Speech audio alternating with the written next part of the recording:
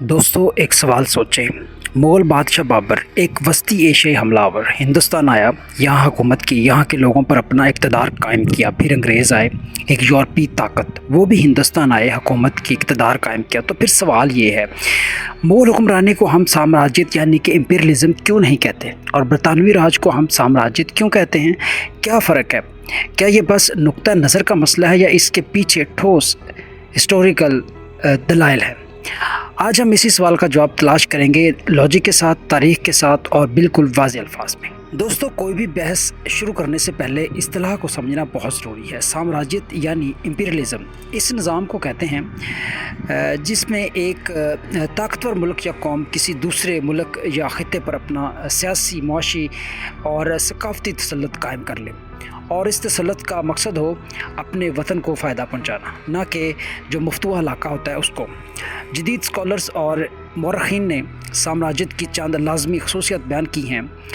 ये आप सुन लें, इसका सुनना बहुत ज़रूरी इसलिए है क्योंकि ये हमारे टॉपिक को समझने में बहुत मदद देगा। एक है मुआशी इस्तेहसाल, यानी वसाइल को लूट कर बाहर ले जाना। दूसरा है सियासी बालादस्ती, मुकामी हुकूमत को ख़त्म या कमज़ोर कर देना। तीसरा है सकाफ़ती मिटाओ, यानी कि मुकामी तहज़ीब को कमतर साबित करना। चौथा है इकोनॉमिक डिपेंडेंसी, मफ्तूह इलाके को ऐसा बनाना कि वो फातह के बगैर चल ही ना सके। पाँचवा है नफ़े का जो भाव है, नफ़े का जो लगना है वो कहाँ है?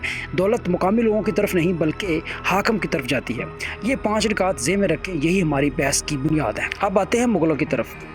हाँ, बाबर वस्ती एशिया से आया, हुमायूं ने मुश्किल झेली, अकबर ने हिंदुस्तान को ताज पहनाया, और औरंगज़ेब तक पहुँचते पहुँचते मुग़लिया सल्तनत बरसगीर की सबसे बड़ी पावर बन चुकी थी। लेकिन दोस्तों एक बात सोचें, बाबर के बाद कोई मुग़ल बादशाह वस्ती एशिया वापस नहीं गया।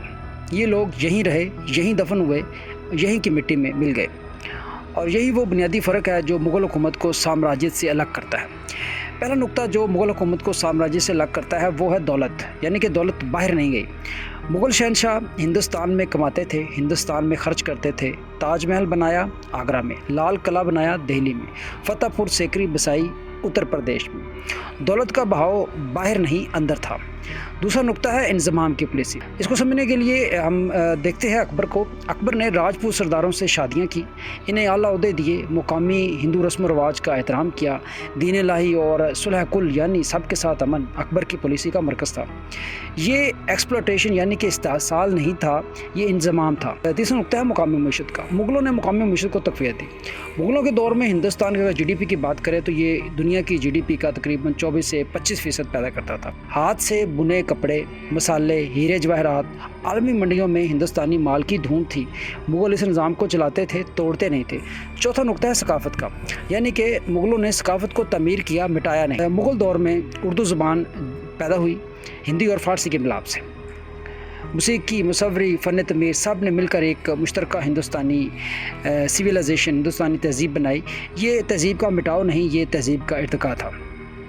मुग़ल हिंदुस्तान आए और हिंदुस्तानी बन गए। अंग्रेज़ हिंदुस्तान आए और हिंदुस्तान को इंग्लिस्तान के लिए इस्तेमाल करते रहे। अब आते हैं बरतानवी राज की तरफ, और दोस्तों यहाँ तस्वीर बिल्कुल मुख्तलिफ है। पहला नुक्ता है जो कि मुख्तलिफ है मुग़ल दौर से, वो ये है कि दौलत का जो भाव है वो एक तरफा भाव था, ड्रेन ऑफ वेल्थ था। माहिर इक़्तिसादियात दादा भाई नौरोजी ने अपनी किताब poverty and un British rule in India में ये साबित किया कि अंग्रेज़ों ने हिंदुस्तान से दौलत निकाल कर बरतानिया भेजी। कंटेम्प्रेरी स्कॉलर उटासा पेटनाइक की तहकीक के मुताबिक बरतानिया ने 1765 से 1938 के दरमियान हिंदुस्तान से तकरीबन $45 ट्रिलियन की दौलत जो है वो निकाली। ये दौलत लंदन गई, लिवरपूल गई, बर्मिंघम की फैक्ट्रियाँ बनी, हिंदुस्तान नहीं। दूसरा नुक्ता है मुआशी तबाही, डी इंडस्ट्रियलाइजेशन। बरतानवी आमद से पहले हिंदुस्तान दुनिया की 44% मईशत था। बरतानवी राज के अख्ताम पर 1947 में ये हिस्सा घटकर सिर्फ 4% रह गया। ढाका का मिसलन, दुनिया का बारीक तरीन कपड़ा, बरतानवी मशीन मेड कपड़े के सामने ख़त्म हो गया। बंकरों के अंगूठे काटने की कहानियाँ तारीख़ में महफूज है। हिंदुस्तानी कारीगर तबाह हुए ताकि बरतानवी फैक्ट्रियाँ आबाद हों। तीसरा नुक्ता है पोलिटिकल बालादस्ती, सियासी बालादस्ती, मुकामी ढांचे का खात्मा। मुग़लों ने मुकामी सरदारों को सिस्टम का हिस्सा बनाया। अंग्रेज़ों ने 1857 के बाद मुग़ल सल्तनत का खात्मा किया, बहादुर शाह ज़फ़र को रंगून जलावतन किया और बराह रास्त क्राउन रूल नाफिज किया। फैसले लंदन में होते थे, हिंदुस्तानियों को गवर्नर जनरल की मर्जी के बगैर कुछ कहने का हक न था। चौथा नुक्ता है सकाफती कमतरी का बयानिया, यानी कि white man's burden. Rudyard Kipling ने द वाइट मैन्स बर्डन लिखा। ये नज़रिया के गोरे नस्ल का फ़र्ज़ है कि वो पसमानदा कौमों को मुअज़्ज़ब बनाए। लॉर्ड मैकॉले ने 1835 में तालीमी पॉलिसी बनाई जिसका मकसद था कि ऐसे हिंदुस्तानी तैयार करें जो खून में हिंदुस्तानी हो लेकिन ज़हन में अंग्रेज़। ये सकाफती साम्राज्यत यानी कि कल्चरल इम्पीरियलिज़म की वाज़ह तरीन मिसाल है। पाँचवा नुक्ता है हिंदुस्तान बरतानिया की कॉलोनी था, घर नहीं। कोई भी बरतानवी वाइसराय हिंदुस्तानी नहीं बना। वो चंद साल आते, हुकूमत करते और वापस लंदन चले जाते। हिंदुस्तान उनके लिए एक पोस्टिंग थी, वतन नहीं था। आमने सामने मुग़ल बमुकाबला बरतानवी राज। दोस्तों, अब हम दोनों को आमने सामने रखते हैं, एक नुक्ते पर सीधा मुआवजा, और आप ख़ुद फैसला करें कि कौन सा निज़ाम साम्राज्यत की तारीफ पर पूरा उतरता है। पहला मौज़ना है दौलत का बहाव। मुग़ल शहंशाह जो कमाते थे वो यहीं लगाते थे। आगरा में ताज महल, दिल्ली में लाल किला, लाहौर में शालीमार बाग। हिंदुस्तान की दौलत हिंदुस्तान की ज़मीन पर फलती फूलती थी। बरतानवी इनकी पूरी मुईशत का इंजन ही ये था कि हिंदुस्तान से निकालो और लंदन ले जाओ। दादा भाई नौरोजी ने इसे नाम दिया ड्रेन ऑफ वेल्थ, यानी दौलत का नाला जो हिंदुस्तान से निकलता है और बरतानिया में गिरता है। दूसरा मुआवजा हुक्मरानों का असल घर कहाँ था। बाबर के बाद कोई मुग़ल बादशाह वस्ती एशिया वापस नहीं गया। हुमायूं, अकबर, जहांगीर, शाहजहां और औरंगज़ेब सब ने हिंदुस्तान में आँख खोली, हिंदुस्तान में हुकूमत की और हिंदुस्तान की मिट्टी में दफन हुए। इनका घर यही था। अंग्रेज़ों का घर लंदन था। हर वाइसराय, हर गवर्नर जनरल चंद साल की पोस्टिंग के बाद वापस चला जाता था। हिंदुस्तान उनके लिए एक असाइनमेंट थी, वतन नहीं। और जो घर नहीं उसे आदमी लूटता है, बनाता नहीं। तीसरा मौज़ना लोकल इकोनॉमी का क्या हुआ। मुग़ल दौर में हिंदुस्तान दुनिया की सबसे बड़ी इकोनॉमीज़ में से एक था। आलमी जीडीपी का तकरीबन 24-25%। तजारत फलती रही, कारीगर कमाते रहे, बंदरगाहें आबाद रहीं।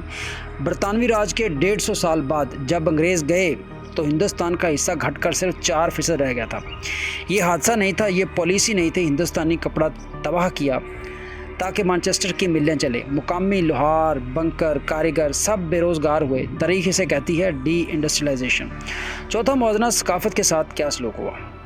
मुग़लों ने हिंदुस्तानी तहज़ीब को तोड़ा नहीं, इसमें मिल गए। फ़ारसी और हिंदी के मिलाप से उर्दू ने जन्म लिया। हिंदू और राजपूत सरदारों को दरबार में जगह मिली। मौसीकी, मुसव्वरी, फ़न तमीर सब ने एक मुश्तरका तहज़ीब बनाई जो आज भी हम में ज़िंदा है। अंग्रेज़ों ने क्या किया।